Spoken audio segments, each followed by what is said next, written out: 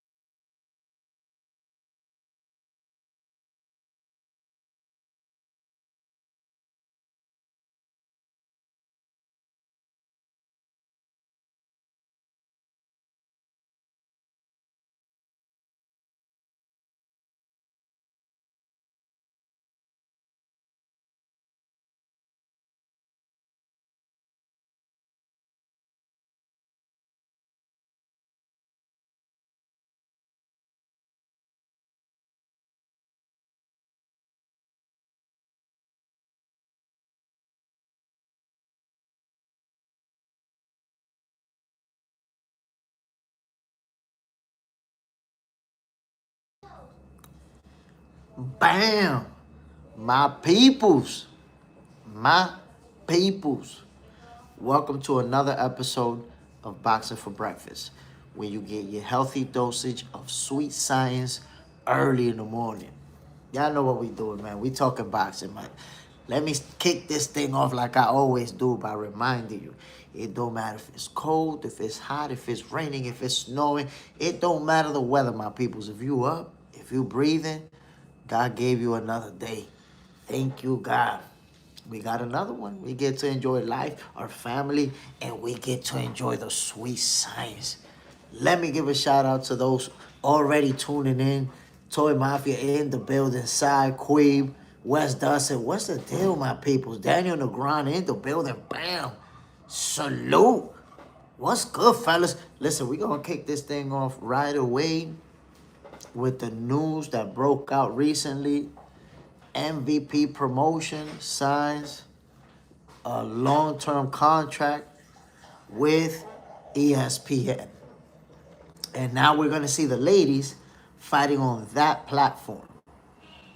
What does this really mean for MVP Promotion, for Jake Paul and his team? I mean, this looked like it's a huge chess move. Think about it. We already see Jake Paul on Netflix. He got business going on with them. And now he's going to be on ESPN, which is a platform that, a lot of people have access to. ESPN has always done good numbers when it comes to combat sports, especially when it comes to boxing. So I think that that's a major, major move. Plus, take this into consideration. Top Rank If I'm not mistaken, they already signed a deal with ESPN. Like 4 or 5 years or something like that. Now that they're going to be in-house, Jake Paul fighters, it'll make it easier for them to do business with top-ranked fighters. So, but look at the roster, my peoples. Look at the roster. You know, how many female champions are signed by MVP Promotion? How many women? That's a lot of women right there. He got a roster. That's probably the deepest, female roster in boxing out of any promotional company. I don't think, listen, look at this image. I don't think Golden Boy has that many females in their roster. I don't think Matchroom either. Top Rank, nope. Like, nobody has a roster like that of female fighters. I don't think so. Al Booger, you said Top Rank got a new deal. I saw somewhere that they already signed a contract. Or I'm not sure because it seems like I only saw it and it kind of went away. Like I didn't see a lot of it and I don't remember the sources. But I did see somewhere. I'm going to have to look that up, bro. I did see somewhere that Top Rank signed a new contract with ESPN.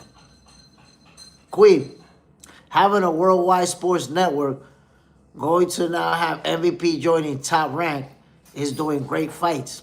I'm telling you, Jake Paul now, does a deal with ESPN, and it seems to be they're saying it's a long term. That's what's being reported, right? So that means that, all of these women, they're going to get to shine. They're going to get to shine. That's, you got to respect that. Jake Paul doing his thing, my people. Check this out, fellas. Caballero. Look what he's saying, man. I can't accept being ignored any longer. I deserve the title shot. My peoples. Alexander Usyk has Caballero as his mandatory, but he didn't want to fight him. He didn't want to fight him, and the WBC helped him out because he's the mandatory, and he petitioned the WBC to get a voluntary title defense. Oh, no, Rebecca.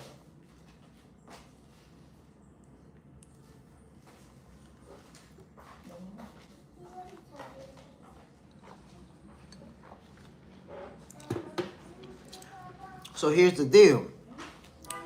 Usyk petitions to do a voluntary title defense, and he's going to do it versus the kickboxing guy. Okay, cool story. Caballero is led to believe that, okay, for his next fight, it's going to be me because I'm the mandatory. But Usyk mentions the last 3 fights that he wants to do before calling it a day. And Caballero is not one of them. Damn, my peoples, Caballero's cooked. Cooked, I tell you. Because, listen, if Usyk don't want to fight him at the tail end of his career, already 2-division undisputed champion, 3-time undisputed champion, I guess Usyk, if he don't want to fight him, he'll be like, man, I don't care. I'll vacate this crap. Hey, take that shit. I don't get... Usyk might be the latest one to tell us, I don't give a damn about the WBC. Take that shit. So Caballero might have that title get emailed to him.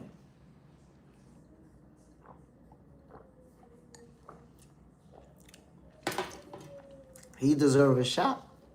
But that's the way the cookie crumbles. See, that's where it could get tricky towards the end of a fighter's career, because if he's very accomplished, he's going to have options.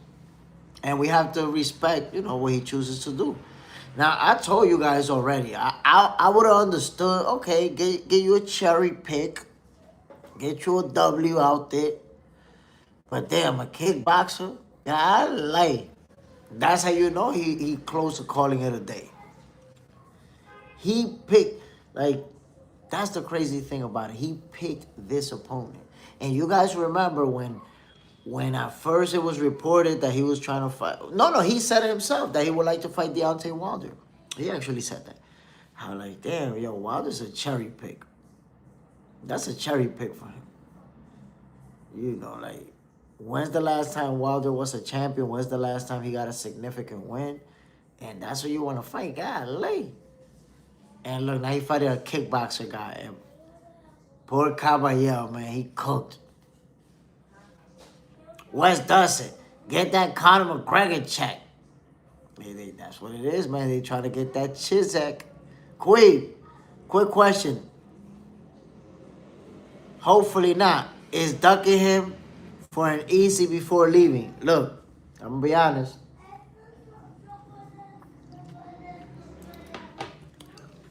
It looked like Usyk might duck Caballero. He might duck. I'm keeping it 100 with you. Because if that's your mandatory, right, and you're supposed to be fighting him next because you petitioned for voluntary defense. Mauricio the goofball Sulaiman said it out his own mouth. Usyk got Caballero. This is mandatory voluntary defense, so we granted that to him, and then he has mandatory. Cool. Caballero's supposed to be next. But Usyk said, these are the last 3 fights that I want to have. Bam, bam. And he don't mention Caballero. He don't even mention him. Wes doesn't. Usyk tried to retire undefeated. I mean, you know, I guess so. Beat him, but he got a shot. Al Booger, I wonder what happened with Wilder fight. Maybe the money just wasn't there. Nah. Wilder spoke about it himself. This is what he said. That they spoke about making a fight, but Usyk was taking his time. He wasn't, you know, they wasn't even talking or thinking about venue, a date, nothing. And he was like, yo, I'm 41 years old, whatever it is, and I'm not trying to wait. Go look for something else. So it was more about that than anything else. But I did say, yo, if he's trying to fight Wilder, he's trying to cherry pick. Because Wilder is not a champion, hasn't been a champion in a long time, hasn't gotten a big win in a long time. And you're saying this the guy I want to fight next? And look, it goes from that to a kickboxer. You're fighting a kickboxer. Kickboxing dude got no chance. Al Booger. The kickboxer is just a bizarre choice. I don't get it. Yeah, I don't get it either. For a professional fight? Like a world champion, a guy of Usyk caliber, the #1 pound-for-pound fighter in the world? Damn, a kickboxer? What the fuck?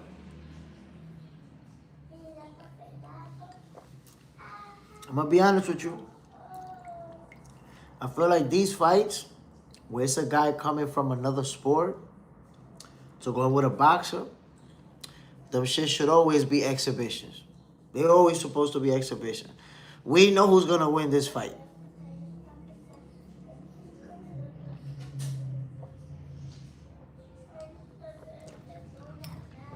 It's not even fair. It's not even fair, y'all. Danny on the ground. Really? I didn't know Usyk is ducking Caballero.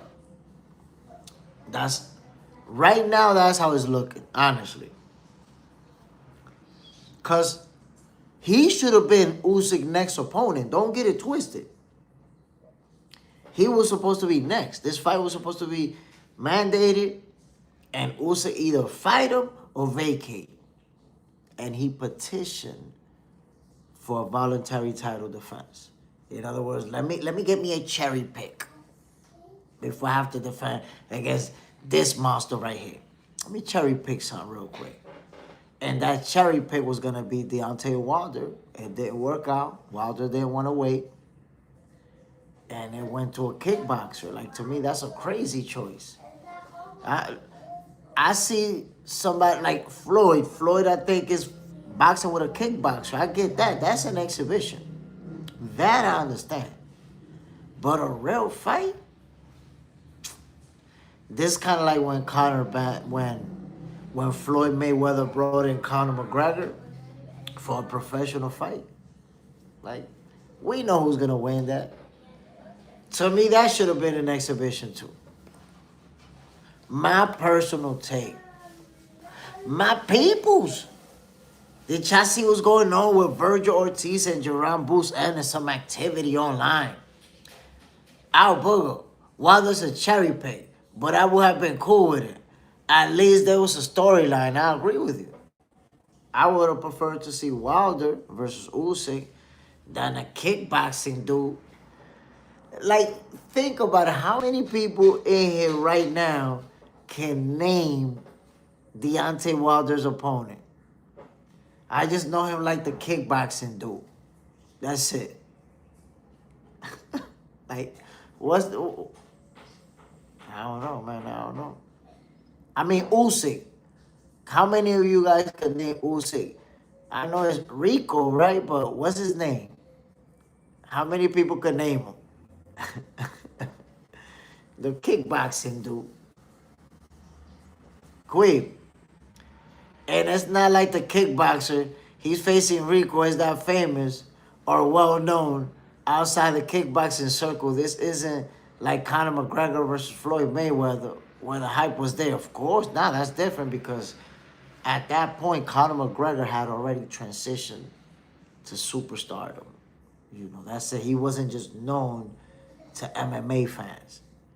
Combat sports fans and just casual sports fans already knew him. His name was big. But this Rico guy, I haven't seen nobody say his first name over here. What's his first name, bro? Can anybody say it without Googling it?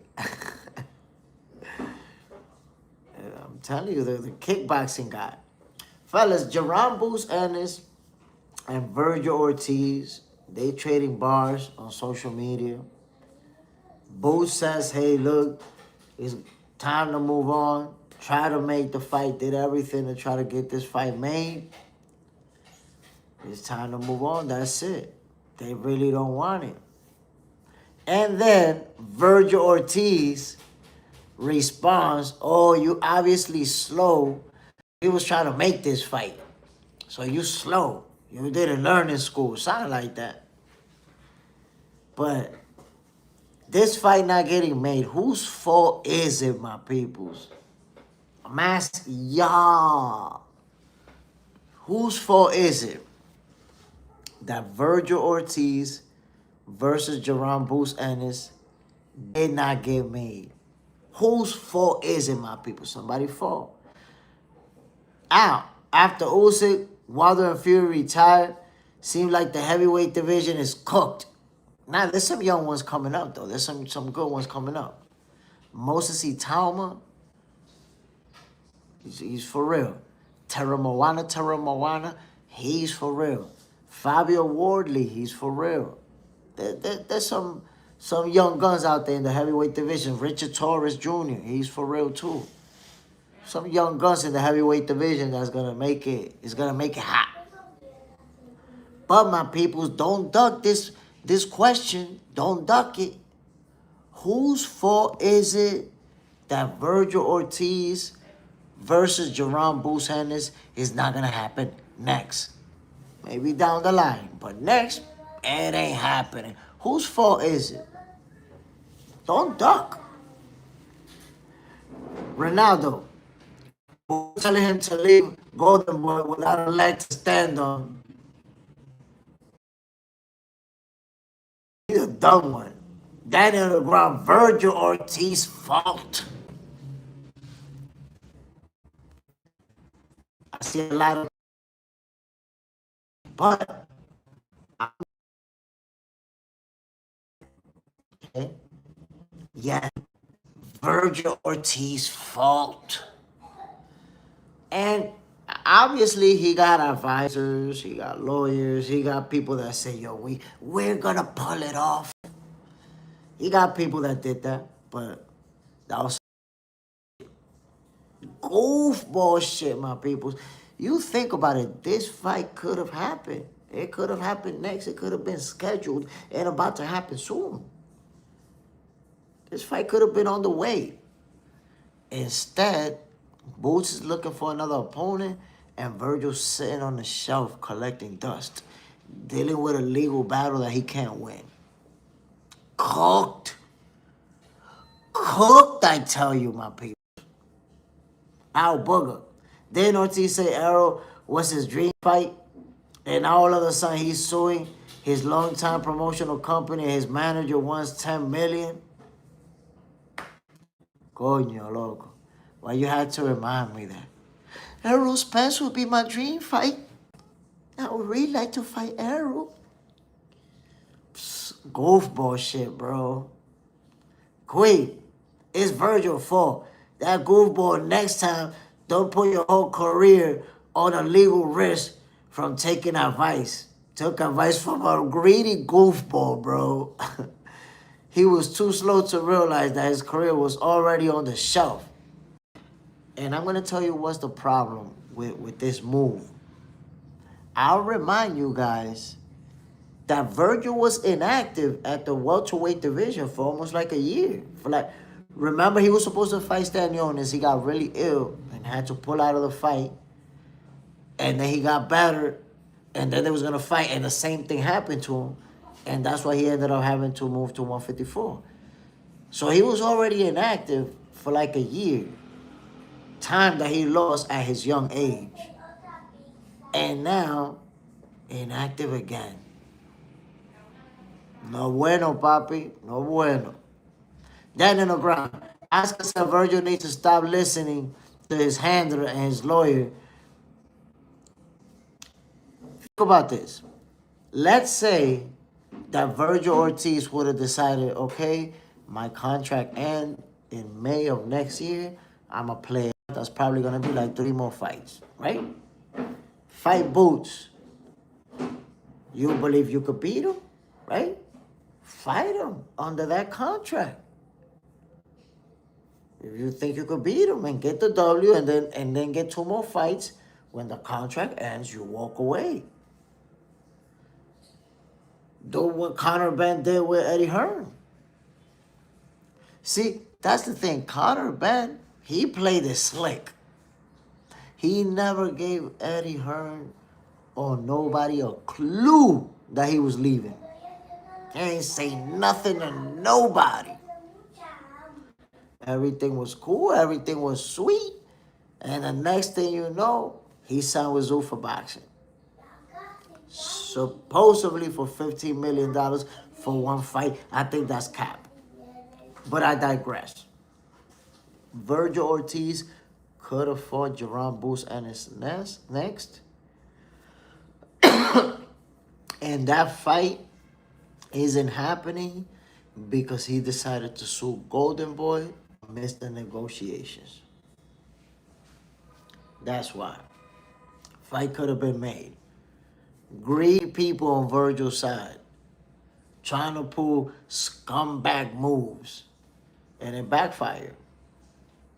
Ow. Virgil got bad business advice.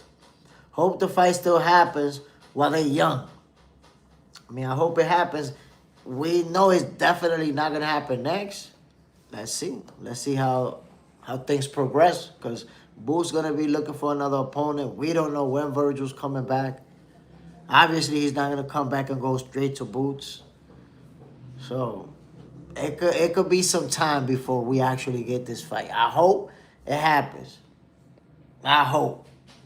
My peoples, check out the youngest champions in boxing today. Whoa. Abdullah Mason, 21 years old. Gabriela Fondora, 23 years old. Xander Sayas, 23 years old. And the youngest champion in boxing, Camila Zamora, 18 years old. Young guns, my peoples. Look at that list of young champions. The only one there who's undisputed is Gabriela Fondora, but Xander Sayas, he's looking like he's trying to become undisputed at 154. Can he make it happen? He got 2 of the belts, and he's trying to fight Josh Kelly next. If he wins that fight, he's a 3-belt champion. And it'll be Fondora. But then you got Jerome Bruce Ennis, who's going to be gunning for titles too. So Xander Sayas, man, right now he's in a position to do something big, but he got some monsters to deal with. Can Xander Sayas become an undisputed champion? And you know there's people out there who say Xander Sayas is the weakest link. The champions at 154. JJ Sendeja. Virgil effed up big time. For real, man. Virgil, he cooked. Sorry, but he cooked. Ow. Abdullah's nice. I don't like unnecessary risks he took in his last fight. Took too much damage. Yeah, that was a tough fight. That was a tough fight. But I'm going to say this, man. Abdullah Mason versus Sam Noakes, I think it told us, not just that he got that dog in him, because he showed us that before, but that he could rise to the occasion. You know why? Because, and I said it before the fight. I said, this guy Sam Noakes, Abdullah's not going to be able to stop him. This the type of fighter who's going to keep going forward, keep applying pressure, keep letting the hands fly. He's in great condition. And he's going to do it for 12 rounds. He's going to catch you with some big shots. So I would say Sam Noakes, for you to beat him, you got to beat him at his fight. You got to beat him at his style. You're not just going to dance circles around him because he's just that aggressive. He keeps going forward, and he's not throwing 1 punch or 2 punches. He's throwing combinations consistently. And Abdullah, for him to win that fight, he had to be better than he ever been before. He had to do more than he ever done before. And he pulled it off. A fight like that, you know, immediately you're a lot better. Immediately you're a better fighter. Having that experience. Yo, Abdullah, and at 21 years old, man, for him to have that type of performance. So, and look, this kid is so smart and he's so versatile that he showed us that he could bang that night. And we've seen it before. But Abdullah Mason can box you. He can use the legs. He can. It's just some fighters, you're going to have to dig deep. And I'll even tell you this. Sam Noakes, he's the type of fighter that you can expect him to become a world champion. You know, he's not going to be Abdullah, but Sam Noakes is for real, for real. Don't be surprised. In fact, forget about being surprised. I expect Sam Noakes to become a world champion. Let me put it to you like that, bro. Alberto Virgil gonna be 30 before you know it, cooking his own career. But that's what I'm trying to tell you, man. Virgil Ortiz already experienced inactivity at the welterweight division, and now experiencing inactivity again at 154. And still never fought for a title in either division. No bueno, papi. No bueno. Wait, good luck to Xander. Get those belts. Look, man, he got 2 interesting opponents. Because if you think about it, he would have to beat Josh Kelly, and then he would have to beat Sebastian Fondora. That's a fight, man. And of course, you got Boost right there, so you don't know if Boost is going to challenge you as soon as you beat this guy. Or if Boost is going to become a mandatory, and you're either going to have to fight him or vacate. Because Boost is going after him. You could be sure of that.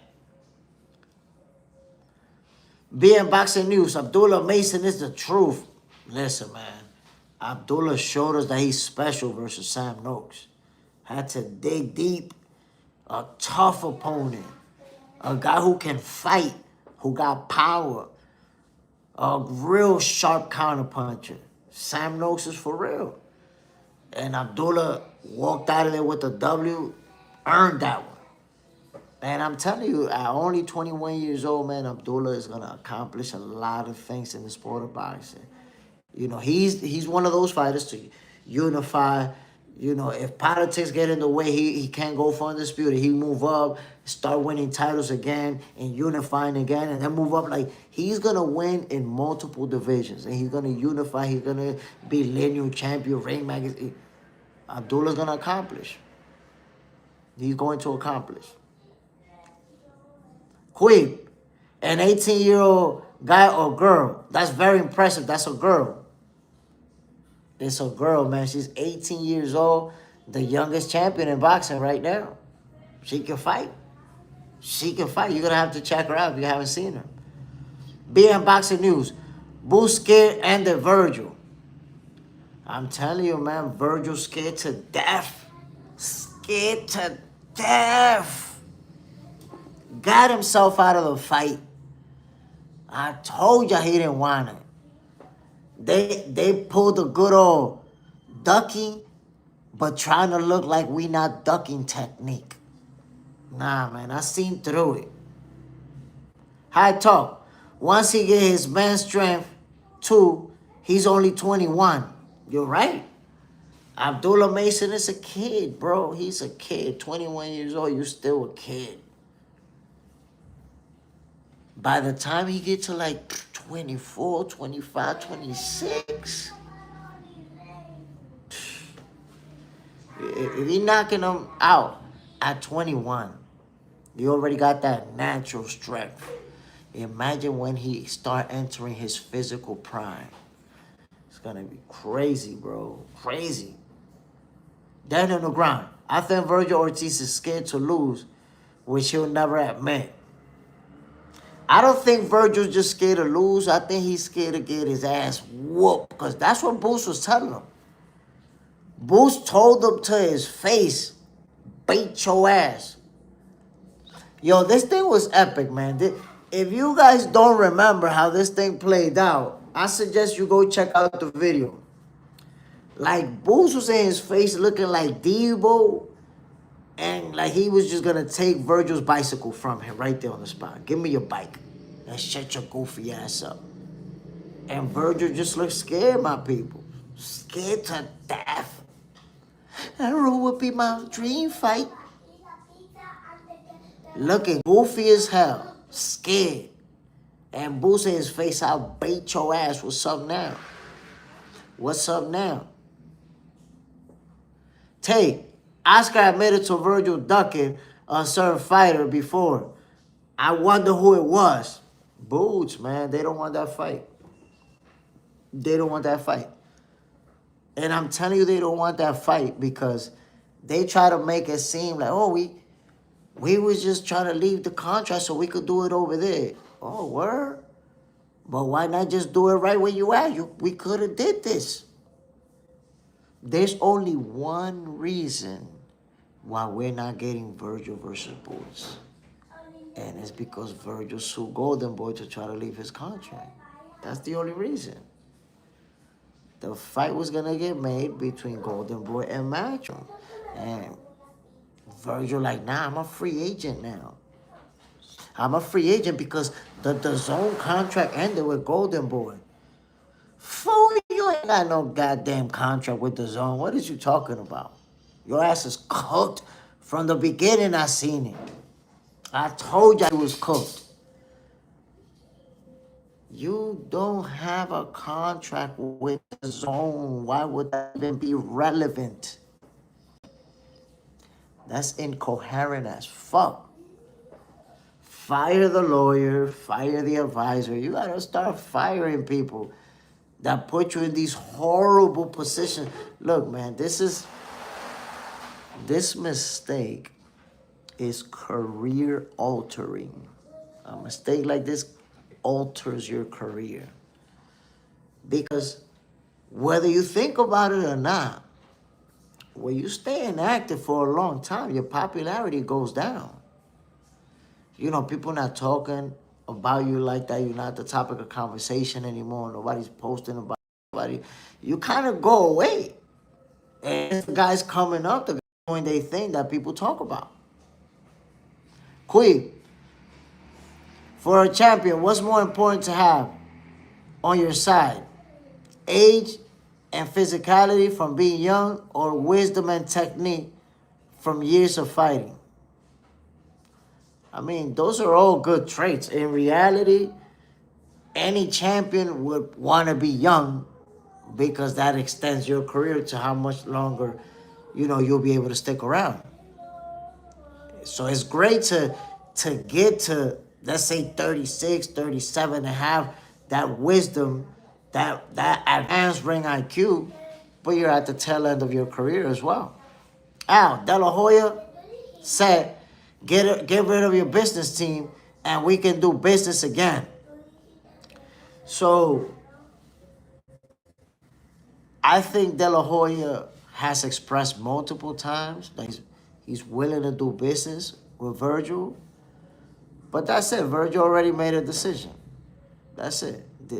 The way that he's behaved is almost no coming back from it. Like, he would look goofy as hell now, going to De La Hoya, copping pleas and shit. That's it. Remember, he even posted on his social media, "I'm done with Golden Boy." And not only that, the decision from the federal court, he appealed it. So he's still trying to fight De La Hoya in court. He appealed it and he's going to arbitration. So if you're making legal moves to try to leave, how can we come to an agreement? You're still pushing for it. So he's not going to win in court. I've told you guys this the first time, and now that he's appealing it, I'm telling you again, he's not going to win in court. Wasting all that lawyer money and staying inactive. That's the worst part about it, the inactivity. My peoples. Sky Nicholson versus Maria Turner. Sky Nicholson is back in action. I want to tell you something interesting that I want you to consider. And I don't even understand why this happens. Well, I kind of understand what happens, and I'll tell you why. But watch this.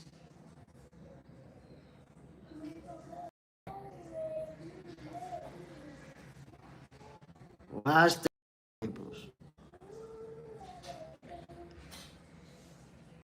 want you to consider this. Sky Nicholson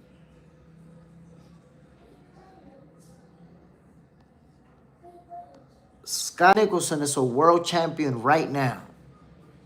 Right? She lost to Tierra Brown, her own loss. And wow, that was a real good fight. If you saw Sky Nicholson versus Tierra Brown, that was a heck of a fight. But here's the interesting thing about it. Tierra Brown beat her and is undefeated right now. Since Tierra Brown beat Sky Nicholson, Sky has already fought 3 times, and this is going to be her 4th fight, and she's already a champion in a higher division. Remember, this is her 4th fight. Since Tierra Brown beat her, she has had 1 fight. That's it. So Tierra Brown, the world champion, the undefeated world champion, who beat Sky Nicholson, has only had 1 fight. Inactivity, my peoples. I don't know why. I don't know why Tierra Brown is not fighting actively when she's the world champion and she got a monster win over Sky Nicholson. Crazy. Tell you, I'm guessing he have a better choice of trying to buy himself out of the contract. Winning this in court how in courthouse, right? So in court, right, what basically was acknowledged is that he's under contract with Oscar De La Hoya. He cannot leave the contract. He cannot fight under any promotional company. He would be in breach of that contract. So he can only fight under Golden Boy promotion, right? He was saying that he was a free agent, that he's supposed to become a free agent, but that was a bullshit ass lawsuit. And they decided in favor of De La Hoya. So now in arbitration, that's where we could sit down and we could come to an agreement. Oscar can ask for whatever he wants. He could say, you want to leave your contract, give me $50 million. Give me $100 million. He could ask for an unrealistic number. Or not ask for nothing. Say, no, you're going to finish your contract. So right now, De La Hoya's position, he's already said that he's going to enforce the contract. Virgil ain't going nowhere. He's not leaving. Queen, do you think a public apology for Virgil to Golden Boy, him explaining himself and getting rid of his management, help his case of getting support, a different promotion? I mean, look, ultimately, boxing is a business. So there's going to be people looking to sign Virgil. Maybe not long term, maybe a couple fight deal. I don't know, what type of deal he'll be able to get. But he's young. He's a guy who still has the potential to be a big star. So, if it makes money, it makes sense. Somebody's going to sign him. Skip a clipper. Did you make a prediction on Sin versus Barboza? So I didn't make it, but I already know who's going to win that fight. I already know who's going to win it. I got you. Not right now, but I got you. On Lace Kicks. This is the beginning of Virgil becoming the elf on the shelf. Yup. You're 100% right.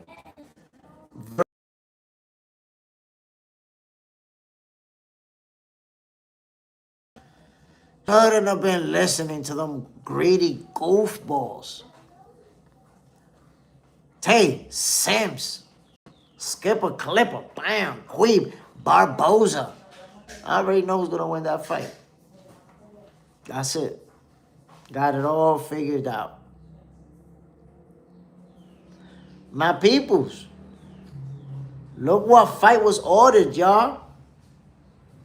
The WBO ordered Navarrete to defend his title in a rematch with Suarez. I'm going to tell you something. I don't know if you saw the first fight between them two, but Suarez was starting to get the best out of Navarrete. And the fight got stopped because of the cut, and it was an accidental headbutt. Actually, now that I remember, here's the crazy thing about this fight. They stopped it because of a cut due to an accidental headbutt. And it ended up being a no contest. I think at first they announced it in favor of Navarrete, and they switched it to a no contest, right? No contest, right? When you watch the replay, the cut was from a punch. That should have been a technical knockout win for this dude right here. It was from a punch. Boom, he caught him. But since it was ruled an accidental headbutt, it was a no contest. So this guy was giving Navarrete the business too. So a rematch is going to be a real good fight. Tay, WBO holding back now. It's time to move up. I mean, I don't even know how he's still making weight, bro. I don't know how Navarrete can make 130. He looked big as hell. In his last fight, he looked big as hell. On Lace Kicks. He gave Navarrete a run for his money. Yo, he was giving him the business. There was a moment in this fight where it looked like he might beat him. Quick. accidents happen, I guess. They made a mistake because he actually caught him with a punch. A good one, too. Bang! And they labeled it a headbutt. So that's it. That's all she wrote. He should have won. This kind of like, remember when Usyk got caught with that body shot? Boom! Back up. He was down for mad long. But he was smart because he put his hand in his crotch. Ooh. But why you putting your hand down here when the punch was up here? You see the replay, the punch was up here. Right where the shorts up top. Boom. He put his hand all the way down here, so the ref took it like a low blow. Slick move by Usyk. He would have been stopped that day. A knockout. That would have been a knockout stoppage. On Lace. Nava always eating Oreo cookies. He got mad bad eating habits. Coño, and still making 130. That's crazy. Then in the ground, Navarrete is relentless. Remind me of Benavides in a way. In relentlessness and aggressiveness, yes, but he's not as technically sound as Benavides. You know, Benavides, if you look at his fundamentals, he's real sharp. Navarrete is kind of all over the place. Tay, I typed that wrong. A-side in the amateurs, way worse than in the pros. A-side? What do you mean A-side? I typed that wrong. A-side in the amateurs, way worse than in the pros. I don't know what you mean, A-side in the amateurs. It's worse than the pros. There's really no A-side, no B-side. My peoples, I think this fight is going to happen, but look at Navarrete in the first fight. That's how he was looking out there. And bro was actually targeting that eye with them looping punches. Unlaced kicks. Jay, how do you beat Navarrete's awkward style? So, a guy like this can beat Navarrete. I think there's different ways that you can beat him. And I think there's different ways that you can beat any style. But I would say one way to beat him is a guy like a Pitbull. You know, that type of style. Somebody is going to keep coming forward and applying pressure. Just, you know, take everything you got and just keep going forward and giving you the business. Because Navarrete, he's been dropped. He's been down. He's also been, you know, out of balance getting hit. So somebody who applies that type of pressure could get to him. And also a slick boxer. A slick boxer that's going to make a move around. By the way, when Shakur was at 130, he was calling for that Navarrete fight, but I think at that time, at 126. And Shakur was like, yo, Navarrete. Shakur called him a couple of times, but the fight couldn't be made. Side, that Ukrainian beat him. Quick. And hit the like button, my peoples. Come on, no ghost watching in 2026. Baranchik, yo, that dude can fight too, man. That dude, Baranchik, can fight. That was a heck of a fight, man. They was just going blow for blow, trying to knock each other's head off. But if you watch this fight, they really, really went at it, my people. He was landing some bombs on each other. And it's because of the cut. The fight was stopped due to the cut. And if it wasn't for the cut, the fight may have gone the distance, and this dude could have beaten Navarrete on the cards. And he was also hurting him. At one point, he had Navarrete stumbling and bumbling and shit. Like, yo, surviving to stay up on his 2 feet. So that was a tough fight for Navarrete. Walked out of there with a no contest. Remember, he didn't win this fight. He got a no contest out of it. My peoples, check out what Tyson Fury saying about Floyd Money Mayweather and Manny Pac-Man Pacquiao. These guys are nearly 50. Is it for the right reasons? Probably not. People could pretend all they want. Oh, I'm rich. But if you're that rich and secure, you won't want to fight at 50 years old. That's a fact. So Usyk chiming in, we've been spoke about that. Ultimately, it's an assumption, you know. Who knows? Who can really say, oh, Floyd got this or Floyd don't have that? But nobody can really say. We know that Floyd have seen hundreds of millions of dollars. Anything else, oh, he don't got this, he don't got that. Hey, all that stuff is speculation. We don't really know, but we know that he's made hundreds of millions. And he's going to fight. But there's people who's going to have that point of view, and I understand it. I understand it, you know, like, because in a way, you look at it from your perspective and you can say, damn, if I'm 50 years old and I got millions of dollars, I'm not going to fight. I'm not going to get punched in the head for no amount of money. But everybody doesn't do the same thing. Everybody doesn't think the same way. On lace kicks, I think that was Fury, not Usyk. Oh, yeah, Tyson Fury. Tyson Fury. I didn't even realize I said Usyk. I still would want to see Floyd broke on any day. Damn, you would want to see or you wouldn't want to see.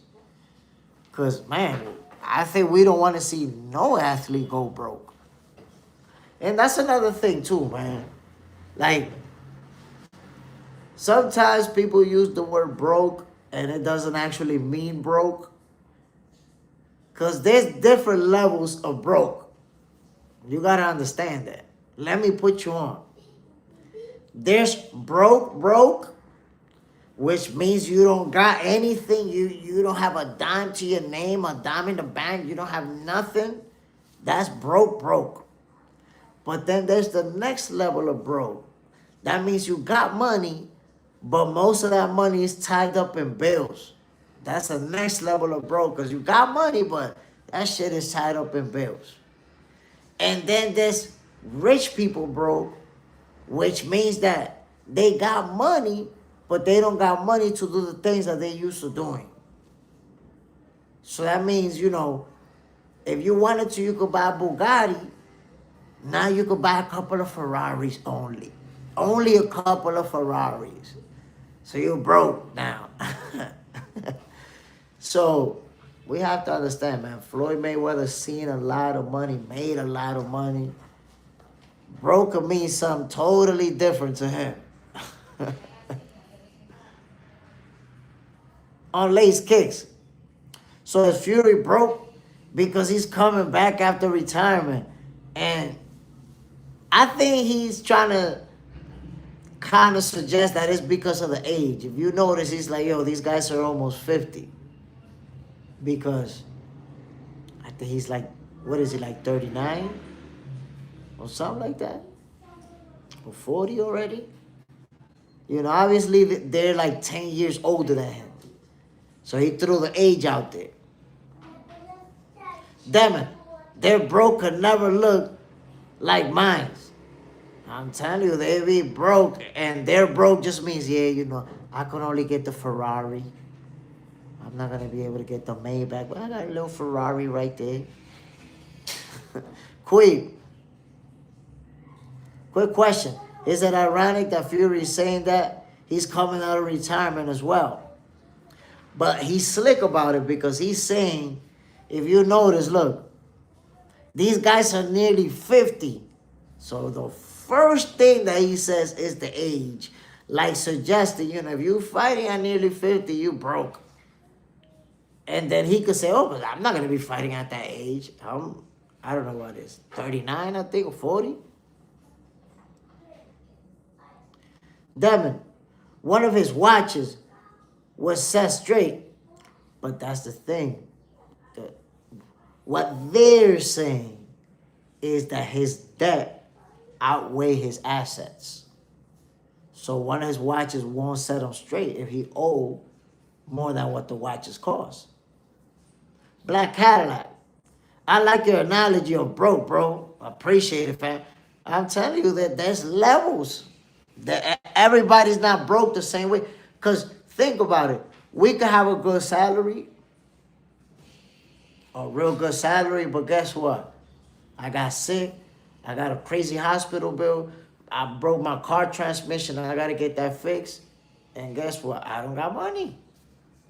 I got a few bucks in the bank, but that's not enough to do shit. So I'm going to consider myself broke at the time. I can't say, oh, this weekend, let's go to the beach. Let's do this. I can't do it. But it doesn't mean I'm not making money or that I don't got money, but shit is tied up in shit. But it's not the same as somebody just being broke, not making any money, don't got shit going on for yourself. That's it. That's broke. Damn it. I mean, set me straight. One watch on lace kicks. Most of us live check to check. I'm telling you, one little slip up away, and you damn near drowning in shit. But the reality is that it's about being responsible. That's what it's about. If you're responsible, then you can handle your situations with the money that you make, whatever it is. But also, one thing that you have to learn, and Biggie Small said it best, man, more money, more problems. The more money you make, the more expensive your life gets. Simple as that.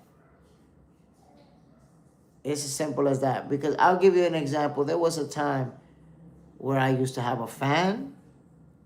Nice little fan. But then eventually I started making a little bit more money. I got an AC. And then I got another AC. And you know, if it's high, you're going to turn your AC. All right, so my electricity bill is like 3-4 times higher than what it used to be. Because I want to be comfortable. So, you know, when you make more money, you start adding expenses to your life. Because what is life about? It's about being comfortable. And being comfortable costs money. That's the reality. Nah, bro. I meant to say, I want to be his kind of broke.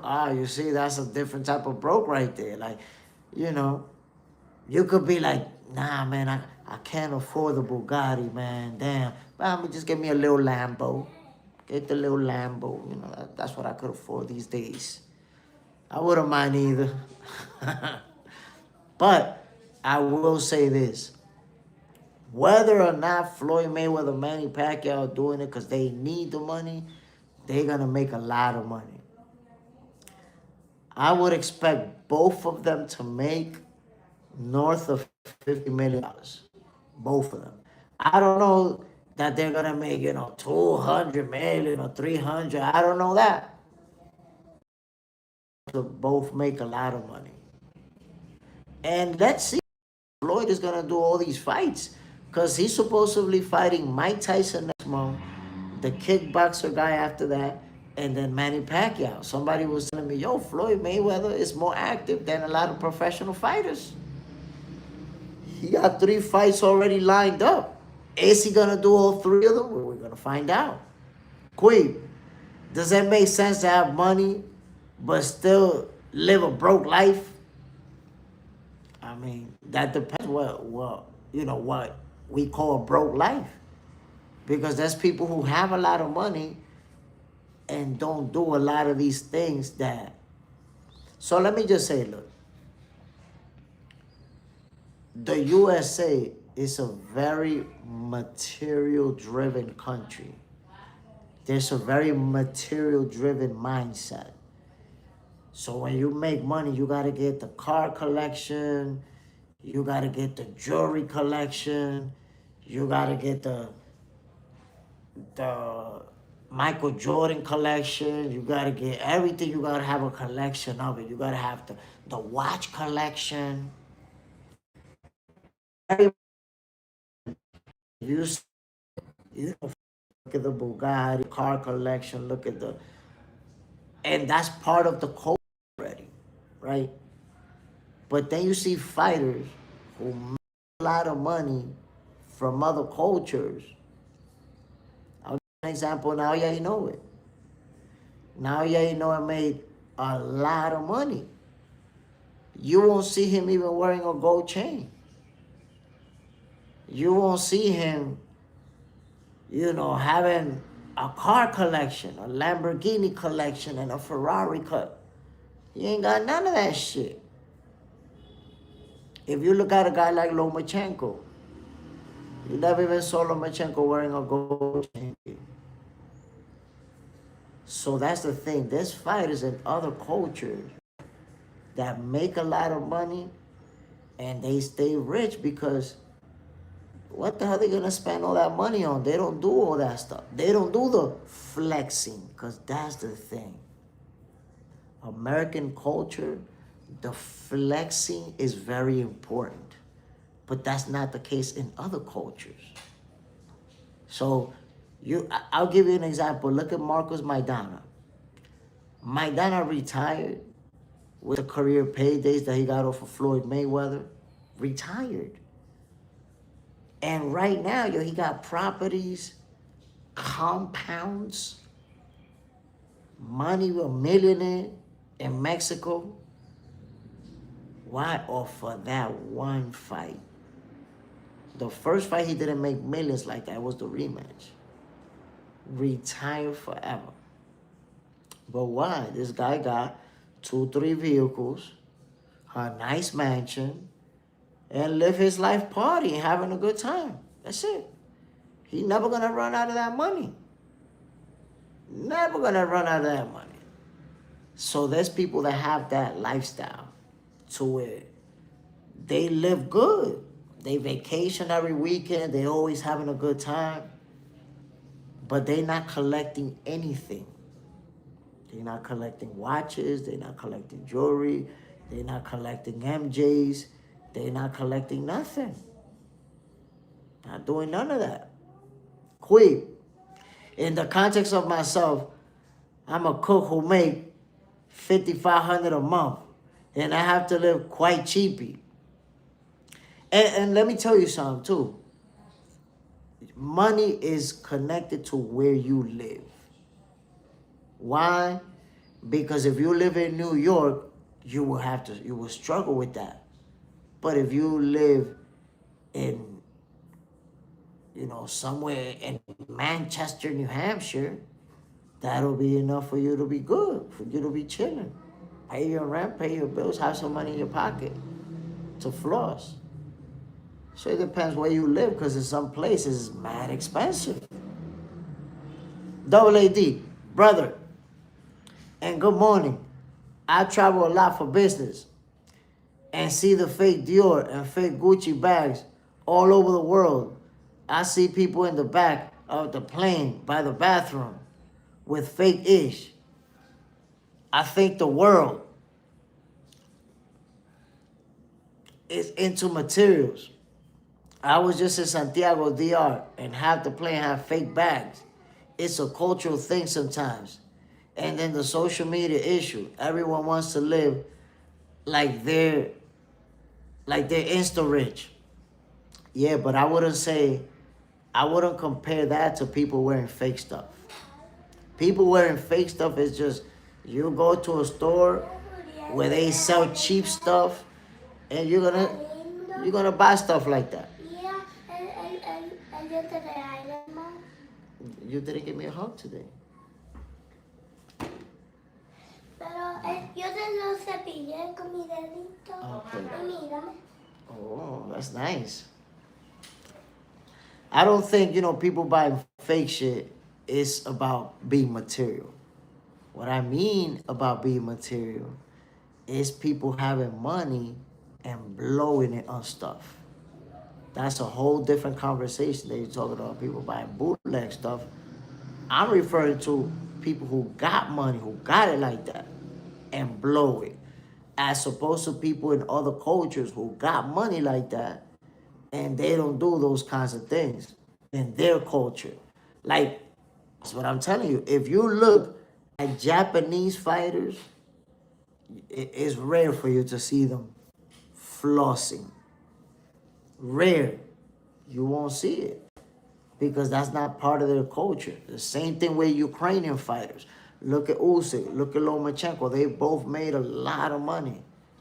You won't see them doing those things. So fighters like that are from a culture like that, they keep their money. They don't blow, once they become millionaires, that's it, they stay millionaires. Unless, they get jerked out of their money, they get conned by somebody, something crazy like that. But not them throwing it in the air, spending it on the latest watch and the latest car and the latest, nah, you don't see it. Pasta track. You working 16-hour shift for Amazon or some other warehouse up at Worcester, Massachusetts. I'm uncomfortable carrying 10 grand back in the early 2000s. That's tough, man. 16-hour shifts, shit. And I work 16 hours. That's tough. Pat McCart. Bosses can't show off about their fight purse. If they make $100 million, 40% goes to taxes, 20% to the trainers. That changes $100 million fast. And that's the thing that usually that's how the purse is reported, but you don't know how much money that fighter actually took home. So people think 100 million, no, he got 100 million. And it turns out that out of that 100 million, he got 40. And 40 is still a lot of money. Don't get it twisted, it's a lot of money. That's enough money for some people to live a lifetime and their kids live a lifetime. But it's all about the lifestyle that you live. Shackle hands. EJ still his dream fight. Now he gonna be dreaming for a minute, man. Listen. Take a nap in that shelf. You're gonna be collecting dust, buddy. Dust collecting in full effect. Posse track, do you live stateside? Yes, sir. New York City. Manhattan. My peoples, look at the fight that we're gonna get, man. I'm excited about this one. Nakatani versus Inoue. Naoya Inoue versus Junto Nakatani. My people, this is going to be such a good fight, man. The left to the mouthpiece, the right to the wig piece. Oh, what a shot to the dome piece from Nakatani. But Inoue returns a shot to the toupee. This is going to be one of those type of fights. They're going to be going back and forth. The ebb and flow, my peoples. I'm looking forward to this one. Telling you right now, they're going to be going at it. Ooh. Two fighters who like to mix it up, who both got power. Let's see. And I promise you, this is going to be one of those where they go back and forth. You're going to see Nakatani having his moments. Obviously, Noah's going to have his moments. And it could be a close fight. They could go the distance. Neither one of these guys obviously ever been stopped. They both undefeated. Junto Nakatani was in a dogfight in his last outing. And a lot of people are judging him for that fight. Styles make fights. He had a tough opponent. Now they're going to fight each other. Iframora. Good morning, brother. Salute, family. Bam. I'm looking forward to this one, my people. They're going to go at it. They're going to trade some nasty leather. Nasty. Pasta chop. I hit the vape piece too hard and forgot about Jay in NYC first time. I hit vape. I hit it 6 months. It got you. Quick question. What's the top 5 classic must-watch fights ever to see in your opinion? So it's hard to come up with a top 5 just like that. It could change. But I'll tell you 5 right now. Eric Morales versus Marco Antonio Barrera, the first one. Julio Cesar Chavez versus Meldrick Taylor, the first one. Riddick Bowe versus Evander Holyfield, the first one. Smoking Joe Frazier versus Tommy Hearns. Oh, what a brutal slugfest. That's 4 right there. And number 5, Cyrus Crawford versus Errol Spence. There you have it. Those are 5 for you right there. So I thought those was 5 good fights. Damn. Some guy. Is that Spence versus Tim Tszyu still on? So here's the deal, bro. That fight is not really official. Because remember that Tim Tszyu is fighting someone else first. So I guess Tim Tszyu got to get the win. And then we got to get into that fight happening. I don't like it when there's a fight, but this one is in between. You know, there's a barrier before we get to it. Right now, Tim Tszyu got a barrier that he's going to get past. So that fight is not on yet. I hope it happens. I'd like to see it. Some guy. Hell yeah, Morales versus Barrera. It's a good one. And look, the whole trilogy was good. Morales versus Barrera, the whole trilogy was crazy. But to me, the best one was the first fight. Iframora, Hearns versus Barkley, 1 and 2. Oh, man, brutal. You like brutality. Pasta track. That dude hired Tom Ashenau. I don't know. Hard for me to answer. Ooh, Tom Seaver Corrales versus Castillo 1. One of the most epic finishes in boxing history. Right there.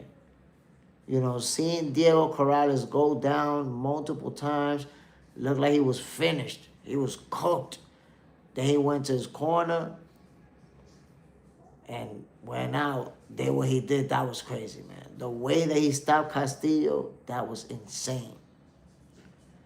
Devin Ford, Hearns Hagler, man, that was a slugfest. I mentioned that one. I mentioned that fight. That's one of my top 5 that I mentioned. Al Booger, I was literally just about to type that. Incredible fight. Positrap. The Zuffa guy brought out heavyweight UFC champion.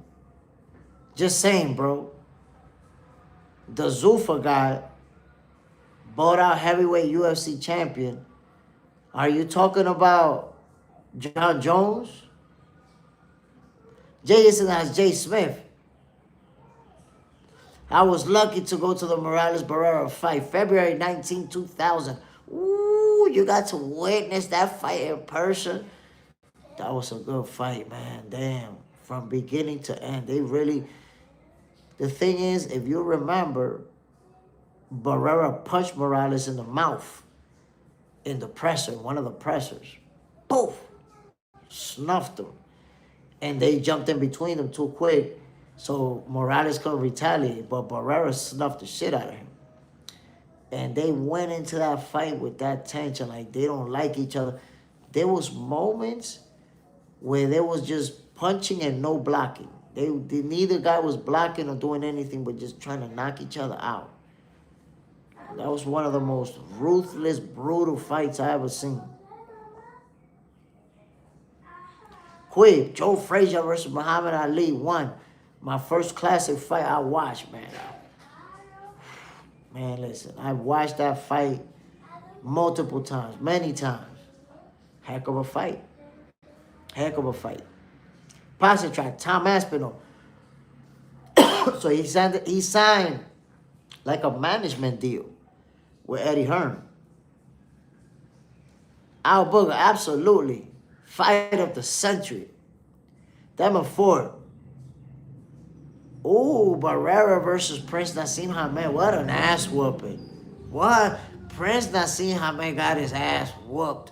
Barrera retired him from boxing. He came back for one fight within, a small venue versus an unknown opponent, got that W out the way, and retired quietly. Pasta track. I heard you mention Zuffa a couple of times, so I feel you. I feel you, bro. Honestly, I don't know how that is even gonna work out. I know he signed with Zuffa, but he signed a management contract with Eddie Hearn.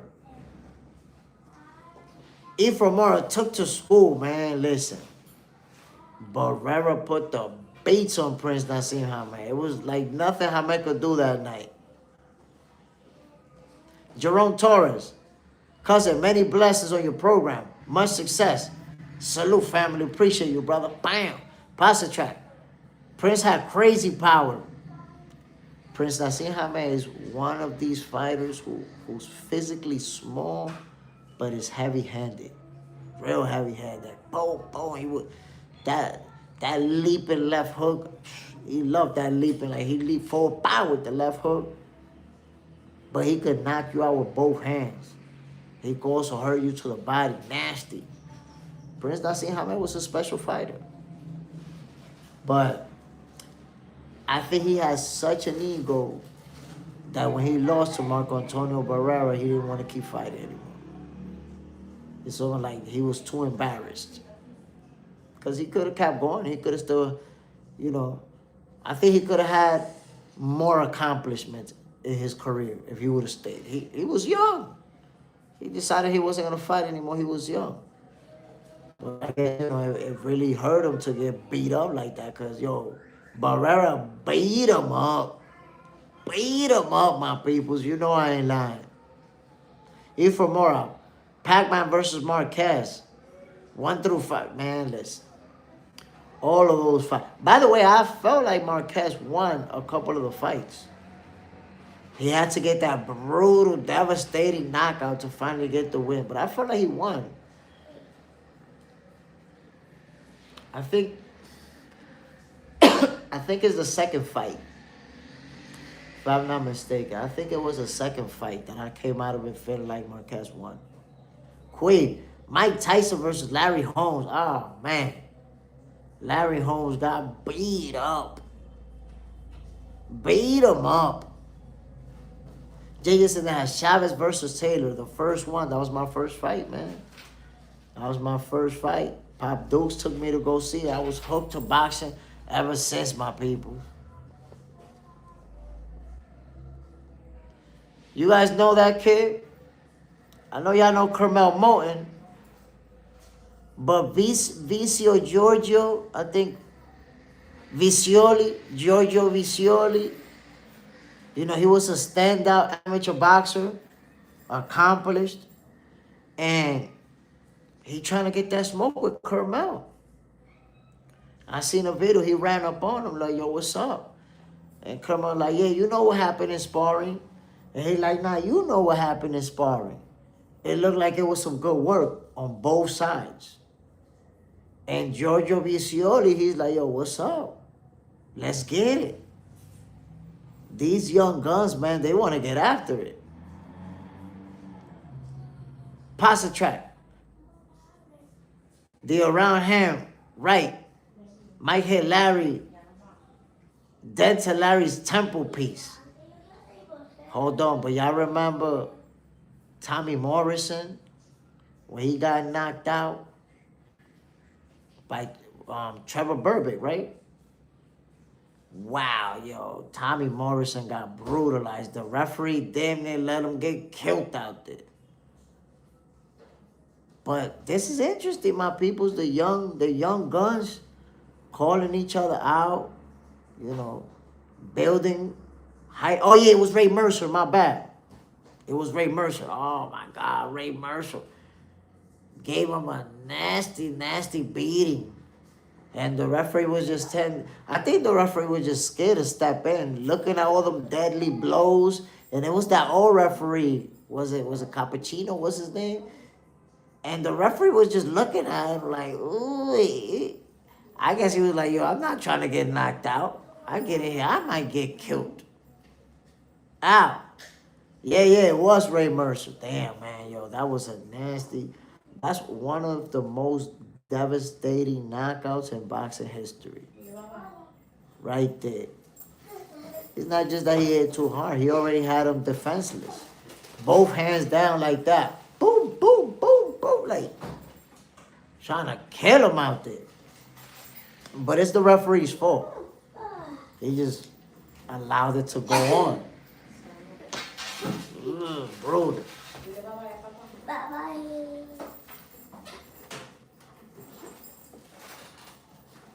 I love you. Thank you. I love you more.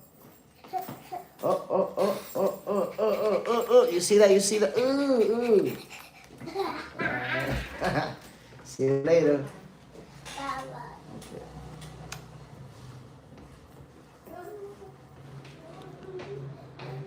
Ow! Merciless Ray Mercer. He didn't have no mercy. You gotta believe him, bro. No mercy whatsoever.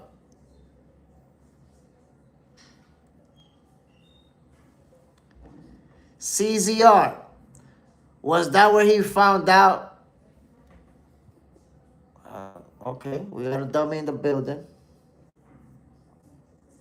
Queef, Sonny Liston versus Patterson 1 and 2. Ooh, you talking about the slugfests. Them 4, boxing for breakfast. You know it. Ephraim, little Sugar Ray there. He already let the hands fly. Don't play with him. Them little kids better not play with him in school. He ready to knock somebody out. Aroma Sound. Salute, Boxer, salute, family. Bam. Jay is in the house. Jay Smith, get him the fuck out of here. He never stood a chance. Goofball. Aroma Sound. Carmel about to have a belt before Virgil Ortiz at this point. Golly. Yo, the way Virgil's going, man, I won't be surprised if Carmel become a champion first. But don't be surprised. Pasta Track. Liston could have legit killed Patterson. Damn, straight up murked him. But my peoples, tell me what you think. Tell me what you think about young fighters calling each other out at this stage in their career. Like, do you think this would be a good fight to make right now? Giorgio Vicioli versus Carmel Moulton. Do you think that would be a good fight to make now? Or is that a fight that needs to wait 4 or 5 years? They both world champions and all of that stuff. What do you guys think about this fight? Al Booger. Sonny, one of my all-time favorites. Ephraim Mora. Who was the best Dominican fighter? Probably John Guzman.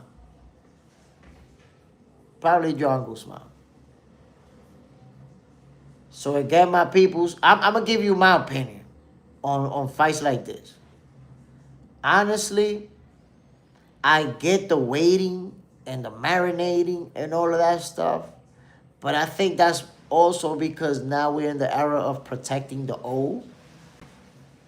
And I think that we're going to see fighters who don't care about that, who just want to fight the best, who really about that smoke. Carmel's going to be one of those guys. And Giorgio Vicioli, he talking like he might be one of them guys. So I honestly don't have a problem with them meeting up early.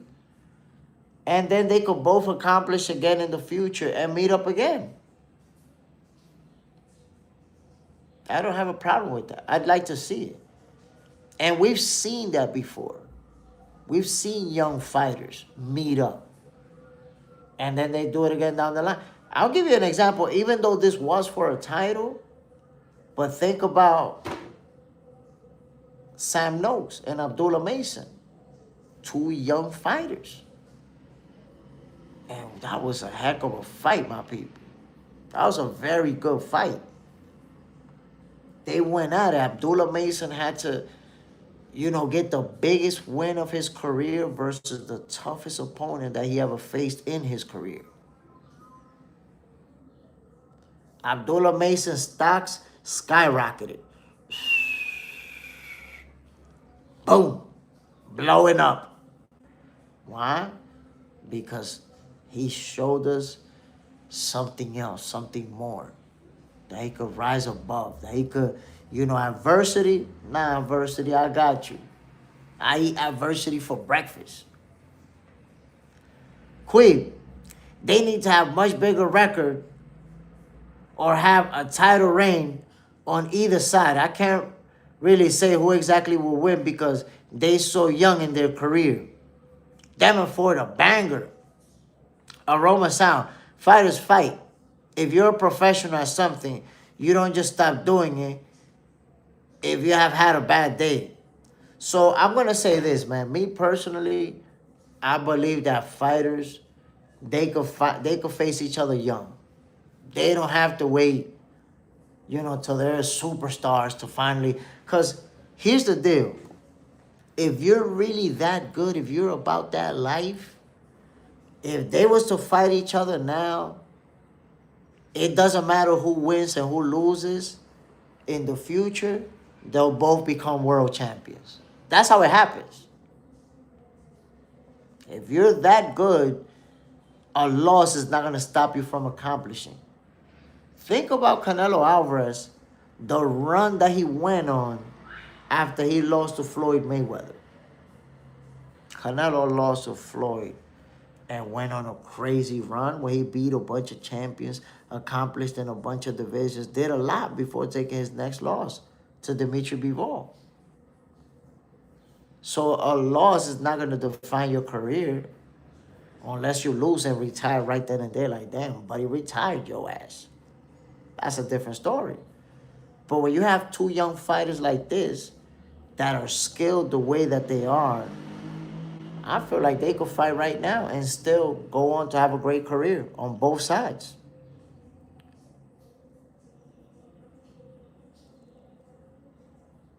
Even more, I think it's also to get noticed earlier, which leads to money.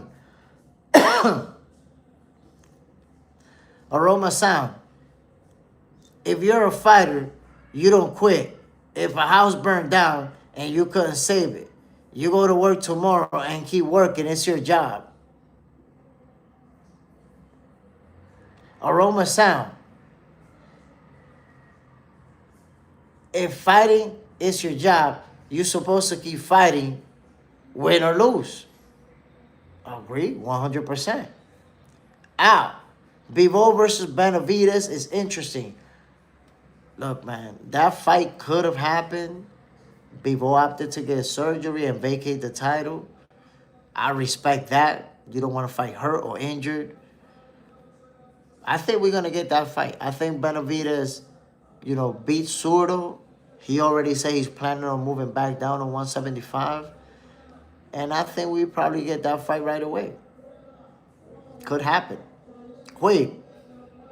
But I heard from all the fighters, when they see newer fighters, they're young and fear nothing. Pasta track. That sparring match AB talked about with Tank. Tank Van Devin. I mean, look, because Devin and Tank sparred multiple times. And at some point, Tank was getting the best of Devin, but there was also a point where Devin was getting the best of Tank in the different sparring matches.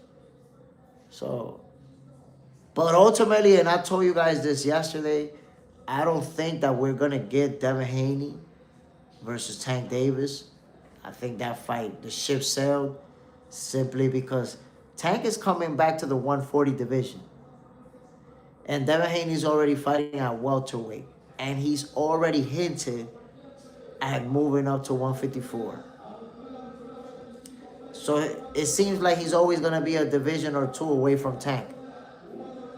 I can't even picture Tank fighting at welterweight. He's moving up to 140. He's making his debut at 140 after having fought in the 135 division for 5 years. Remember, from 25 to 30, he was at 135. So he's not going to do like these other guys, fight one fight at 140 and jump up to 147. He ain't going to do that. He's going to stick around at 140 for a long time. Possibly the rest of his career plays out at 140. Unless he does some type of catch weight at 147 or Let's see. I feel like at this point, the only one left that's within his weight class is Shakur. Because Devin, welterweight. Teofimo Lopez talking about moving to welterweight. Ryan rematch, out of the question. He a welterweight, and he says he'll never do a rehydration clause. We're not going to see a rematch. That's done. So who are we going to see Tank Davis fighting? Who's going to be next for Tank Davis? We don't know, my peoples. But I tell you what, there's some interesting fights that could be made for Abdullah Mason. And there's definitely some real interesting fight that can be made for Xander Sayas. By the way, Gabriela Fondora is fighting on Saturday. She's going to do what she does, sweet poison. Passing track, that sparring match. It sounded like it would have been ugly with 14 ounce. Boxing has been missing too long, and it sucks. Tank needs to straighten his life out. Look, man. Our booger, sweet poison is back. You know it. And every time Gabriela Fondora fights, you know you get that action. She's about that smoke. So look, man, Tank Davis, it looks like he's going to be coming back this year. Apparently, Pitbull Cruz is going to be the opponent or rematch, or that's what's being reported. The letter M, so family, bam. And I'm going to have to be honest with y'all, man. And I said it before, and I'll say it again. Pitbull Cruz is not the fight that I want to see for Tank Davis. Period. I don't want Tank fighting Pitbull Cruz. But I enjoy watching him. I enjoy watching his fight. So if he fight Pitbull, I'm going to watch, just like you guys. We're going to tune in, right? But it's not the fight I want him, to make. The letter M, Tank don't want no competition. Big Lauren. Tank at 135, 140 only has good matches he can make after Pitbull and Roach. I mean, let's see. I don't want the Pitbull fight. I don't think nobody's calling for that fight. Hopefully I expect Tank to beat Pitbull easier than the first time. First time he beat him with one hand. I see him putting the beats on him. Number 4, shout out to your channel, Jay Smith. Really good info. I appreciate it, my brother. The letter M. What's crazy is Jay rather see Pitbull versus Roach 2.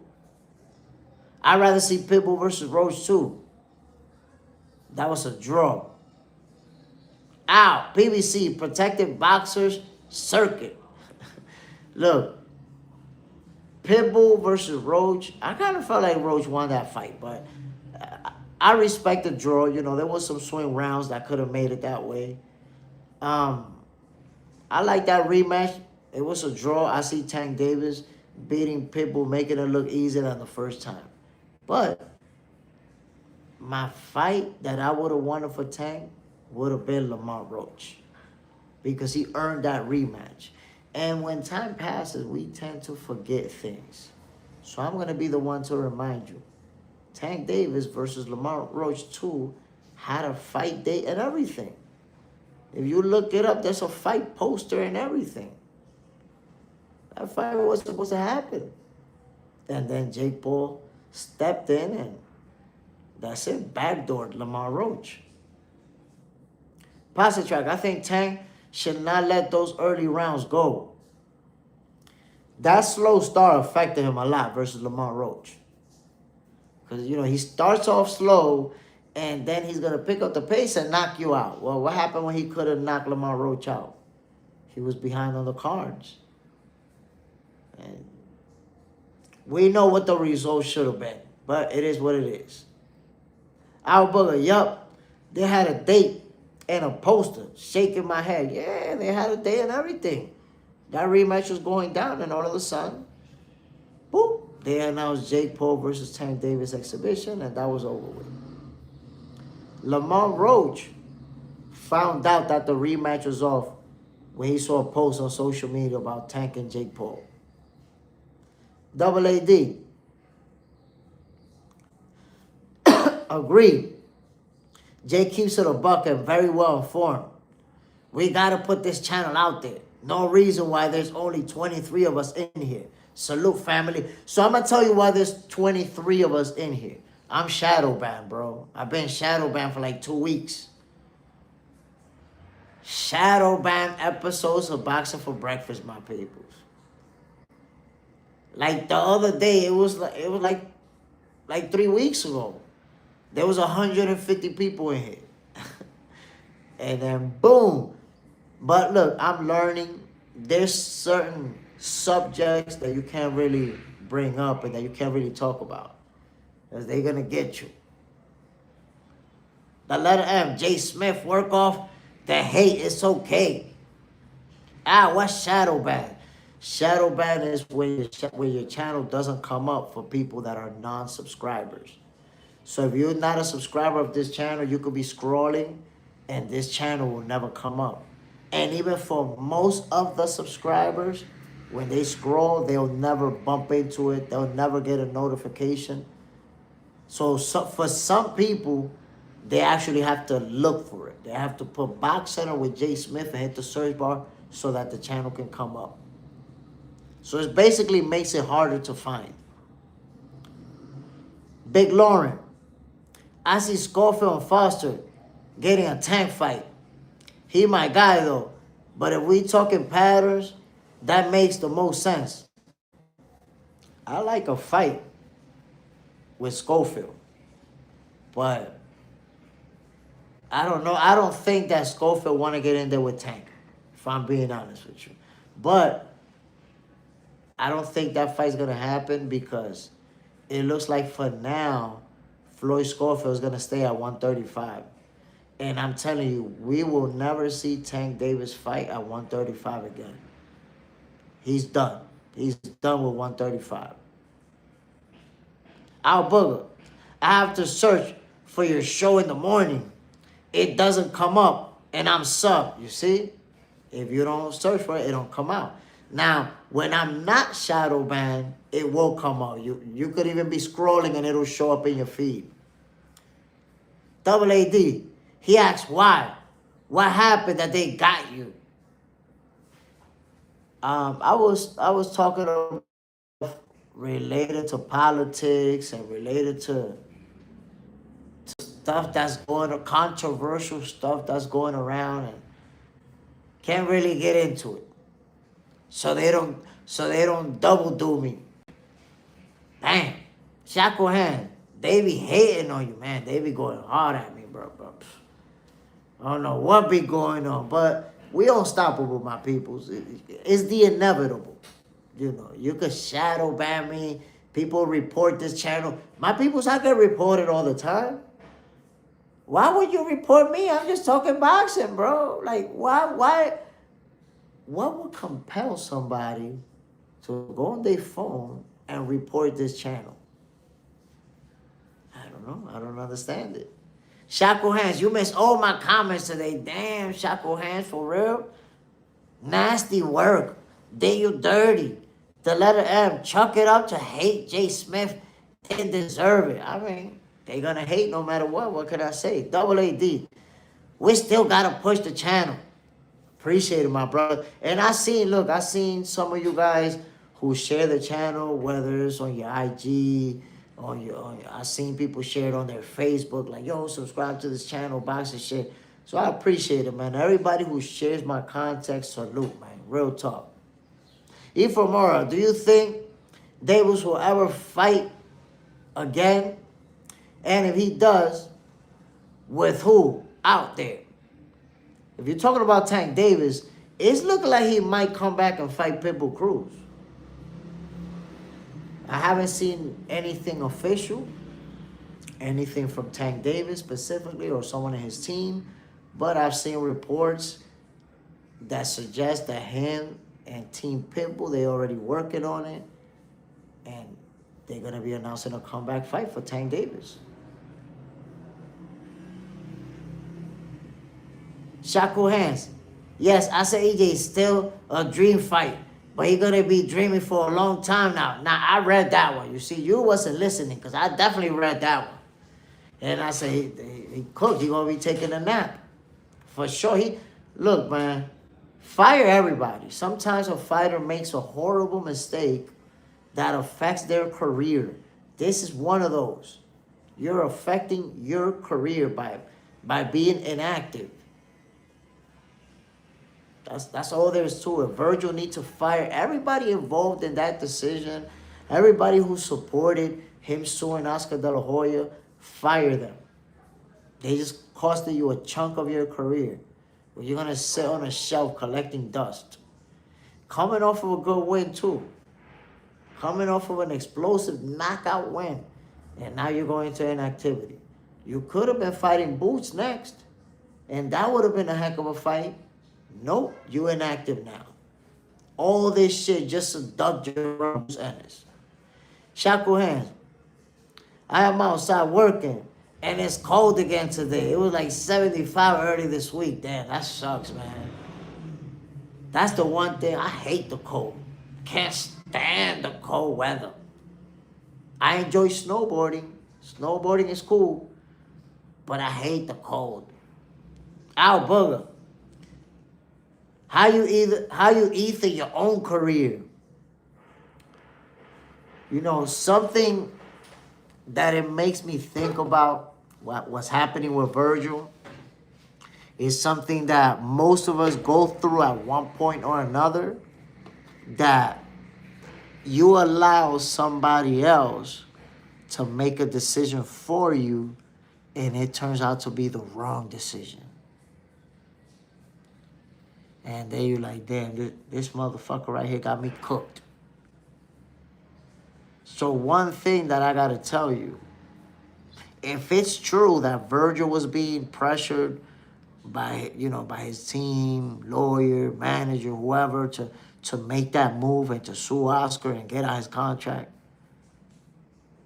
if that's the case, not only did they screw up, but he messed up by allowing somebody else to dictate his actions in a move that could affect your career. Look, his career right now is on hold. We don't know until when. Horrible decision. That's just the reality. Jeffrey Walker. A lot of boxers today are scared to death. I wouldn't say scared to death. I think it's more scared of taking that L. You know, not scared of what's going to happen inside the ring, bam, bam, bam, bam, but scared of walking down there, shoulders down, head down. Whooped. The letter M. But Virgil wants his dream fight, remember? And NYC is cold, bro. It was just hot outside. That's crazy, man. That's crazy. The weather be crazy in New York. Reef J, Virgil and his pops calling Boots out for his Twitter post when they put themselves in the position. Yo, Reef, listen, bro. It seemed like they was bluffing. Virgil, his pops, they was bluffing. Because as soon as Boots called they bluff, now they suing Golden Boy. They want to get out their contract. Now you want to sue. Now you want to leave your contract. They was capped.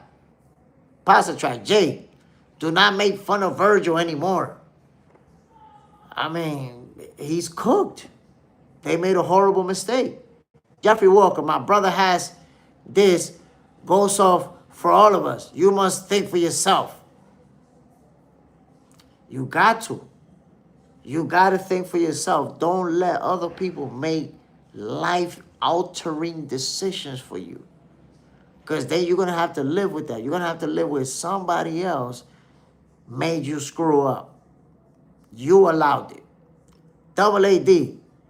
You think if Tank isn't focused and has all this side stuff going on that Pitbull can get him? Nah, I don't think so. Honestly, I don't see Pitbull doing nothing with Tank Davis. Pitbull's not going to win that fight. I'm telling you right now, he's not going to win that fight. Tank Davis is going to beat him, and he's going to make it look easier than he did the first time around. Remember, I told you that. Reef J, how I feel. Big boss. He might as well chalk it up and get up with Oscar and get back to business. That's what he should do. That's what he should do. But there's only a problem with that, big boss. The way that Virgil's moving, it's like he's putting himself in a position where there's no coming back. Because he can't chalk it up while at the same time he's appealing the decision in court and he's headed to arbitration. So it's not like he could be fighting Oscar De La Hoya in court and in person like, yeah, but let's be cool. For him to be cool with Oscar, he got to drop that appeal, forget about arbitration, and actually sit down with Oscar. Yo, look, my bad. These people over there, they made me fuck up. They sold me dreams, and I messed up. But let's make this money. Let's get back to business. But he got to approach De La Hoya, because right now he's, like I said, while you appealing the decision, you fighting, you still trying to get out your contract. Shackle hands. This is terrible, man. Why are they doing us like that? And it was snow yesterday. The letter M, J. Smith. When are you making the Fondora versus Thurman prediction? We're getting close. So I'm going to make that on fight week. So Monday for that fight week, I'm going to make that prediction. I got you, bro. I already know who's going to win. I already got that. Ifamura finished the contract. Al Bug, I think Virgil ducked, but he still got to keep his career going. It don't stop. But that's what I'm trying to tell you. If Virgil Ortiz didn't want to fight Boots, he could have went to Oscar and said, yo, Oscar, look, I don't want to fight this guy. Let's just go fight somebody else and make up a story that he ducked, that we try to make it, you know, let's overprice me the way we trying to do. Ask for 70, ask for something crazy. We're not going to make the fight, and let's move on to somebody else. That's it. If you don't want to fight Boots, if you're scared to death, like you appear to be when y'all faced off in the ring, if you're really shook like that, yo, move on. Tell Oscar to get you somebody else. Al Bugger, J. Smith, do you do your prediction for this weekend already? I did not. That's coming. Well, tomorrow I got an episode of Boxing for Breakfast. So tune in Saturday morning. We're going to make some prediction for the fights tomorrow night. Pasta Trap, you cannot be that scared in a fight. I mean, you can't really be scared in a fight. If you are, you're going to get beat up. You're going to take a beating. Reef J, funny how they said Boots ducked Virgil when Boots was still at 147. But now, all the reasons why Virgil ain't fighting him from that other side. Yo, Reef, I want you to think about this. How slick Virgil and his pops is. Remember this. I want you to think about this. When Boots said that he was going to do a tune-up, and then they ended up announcing the Lima fight, Virgil and his pops jumped on him. He ducking us. We want the fight. He ducking us. He ducking us. They jumped on him hard about how Boots was ducking him, right? But you know that he was going to do a tune-up. And then you know that he was already in contract with Lima to fight him. Jumped on him when you already know he's not going to fight you. Jumped on him. But now Boots call your bluff. Step in the ring. Tell him, I'm going to beat your ass in his face. And now he want to sue Golden Boy, get out of his contract. I told you, he ducked. That was that duck move, my peoples. I would have played the song for y'all to tell you what it was. Matter of fact, I'm going to. Hold on one second. Hold on. Because the way that Virgil Ortiz and Jerome Boots Ennis kind of should have went down next, but it didn't, it makes me think about something that I think you guys will agree with. And I'm going to show you. I'm going to show you, my peoples. Hold on.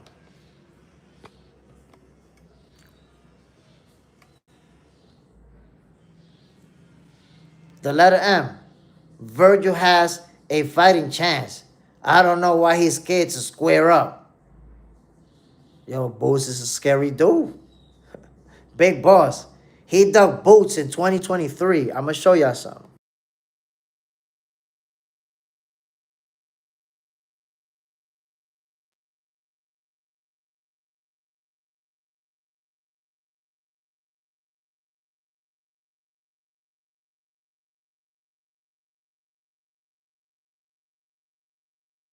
It's like a hurricane in Duckburg.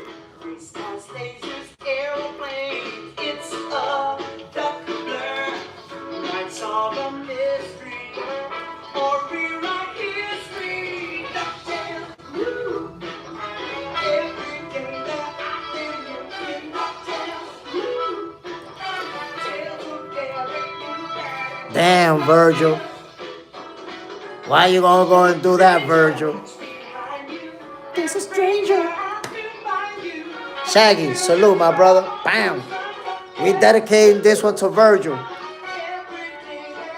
Damn, Virgil. We know what you did.